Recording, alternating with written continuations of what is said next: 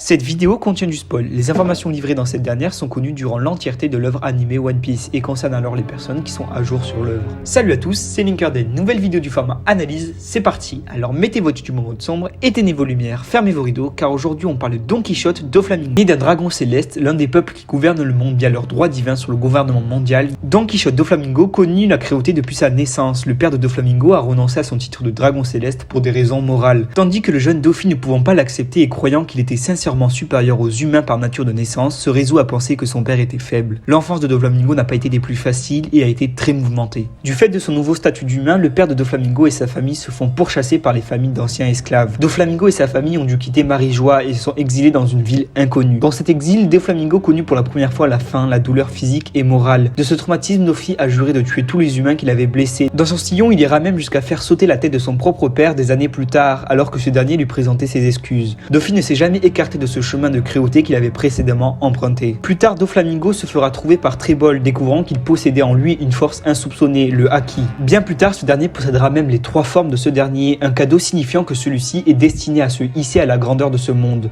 Compte tenu de l'Ito-Litonomie, son fruit du démon, Doflamingo a utilisé ses connaissances et son pouvoir inné pour devenir le plus puissant courtier de la pègre. Il est parvenu à s'accaparer des richesses destinées aux dragons célestes. Sa réputation était telle que le gouvernement mondial a dû céder face à ses menaces pour qu'il obtienne le statut de grand corsaire, faisant alors partie de la grande instance de ce monde. Oda insiste particulièrement sur cette cruauté qui l'anime durant l'entièreté de l'œuvre, tuant son frère pour l'avoir trahi, ordonnant au gladiateur de s'entretuer cruellement. Il finira par découvrir l'homme qu'il est, le plaisir de tuer. Son corps étant fragmenté par les épisodes tragiques de sa vie, il finira par s'adonner au meurtre en masse pour colmater son vécu corporel. Autre fait marquant, il a été le roi de Dressrosa pendant une décennie. En effet, il est parvenu à détrôner le roi Riku par la force, mais aussi par un jeu de manipulation, exerçant alors sa tyrannie sur un royaume entier sans que personne ne s'en rende compte. Son entêtement lié à son irritabilité illustre parfaitement le tempérament qui l'anime. Il finira même par penser que s'il a pu mériter de survivre jusqu'à aujourd'hui, c'est parce qu'il était suffisamment fort psychologiquement, entre autres, pour avoir tenu.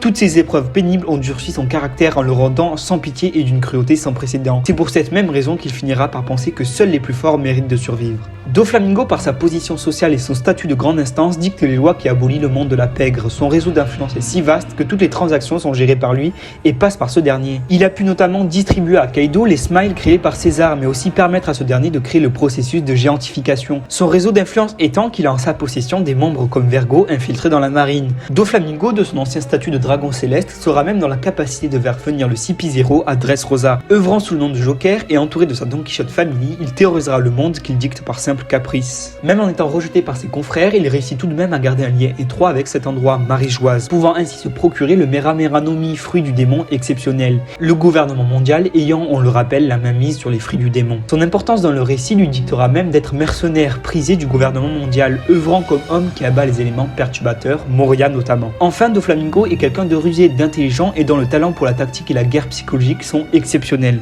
Semer le trouble dans ce bas monde n'étant qu'un passe-temps dans lequel il cherche clairement à déséquilibrer les forces et ainsi tirer son épingle du jeu. Là où il y a de la lumière, il a nécessairement de l'ombre régissant les actes. Et cette ombre Doflamingo la cultive depuis tout temps, buté sur cette vision du monde, créant ainsi de nouvelles alternatives. Rester continuellement dans l'ombre nuit à notre conscience, empêchant l'homme qui s'y aventurait volontairement de posséder une liberté propre, lui amputant par la même occasion son identité. Même si quelque chose poussait Doflamingo à s'engouffrer dans les limbes de ce monde, par sa propre volonté le plus souvent, il trouvera en ses bas-fonds un abîme plus sombre encore. Doflamingo est la première personne que l'on rencontre dans le récit qui a éveillé son fruit du démon, affectant l'utilisation et son environnement. Dofi nous apporte ainsi une nouvelle manière d'user de son fruit du démon. Je suis donc fasciné par le concept de l'éveil du fruit du diable. Il définit vraiment la différence entre un utilisateur de paramécia moyen et un utilisateur de paramécia avancé. La véritable incarnation de son pouvoir est représentée par l'utilisation qu'il en fait. Il use de son pouvoir à son paroxysme, s'accrochant au nuage, contrôler le corps d'une personne comme une marionnette ou encore user de fils invisibles et ultra incisifs. Il peut également se recoudre des organes vitaux, générer du feu avec la friction de ses fils, créer une cage à oiseaux si robuste qu'elle résiste aux météorites de Fujitora. Ainsi, Dofi a déjà une maîtrise totale de son fruit du démon. Son haki cependant reste quelque peu normal même pour quelqu'un de sa trempe. Bien qu'il maîtrise les 3 formes de haki, non pas à son maximum, Aokiji le considère quand même comme un très grand pirate et comme quelqu'un d'extrêmement dangereux. Nous avons pu voir l'efficacité de ses pouvoirs pendant l'arc Dressrosa, plaçant Dofi comme étant quelqu'un d'extrêmement puissant et véritablement supérieur. Pour conclure, Doflamingo est pour moi l'un des meilleurs antagonistes de One Piece, alliant cruauté, passé, intelligence, force et pouvoir politique. Il a su se hisser aux grandes instances de ce monde, dictant comme bon lui semble, et ce sans crainte du gouvernement mondial, ses péchés capitaux. Ayant conscience dans le monde où il vit, Doffy a une aisance particulière pour cerner la façon dont il voit le monde. 来たのか。上からの刺客が。俺がマリージュアの秘密のことを誰にもばらさねえように、奴ら口封じの殺し屋を送り込んできたのか。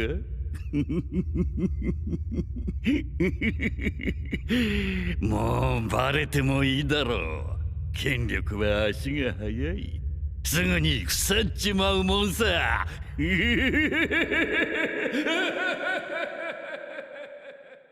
Faisant de lui un personnage incontournable de cette œuvre. J'apprécie particulièrement l'écriture de ce personnage qui n'est pas dicté comme la plupart des méchants d'anime par son passé troublant. Bien sûr, il a une vie difficile, mais c'est une pomme pourrie depuis le début. Et j'apprécie vraiment qu'il n'y ait aucune excuse possible pour qu'il soit comme il est juste méchant au fond. Honnêtement, cela me fait aimer davantage Doflamingo, il n'a pas de passé pour adoucir les bords de ses actes, il est littéralement juste méchant, et je l'aime pour cela. Je finirai sur un seul mot, épicé.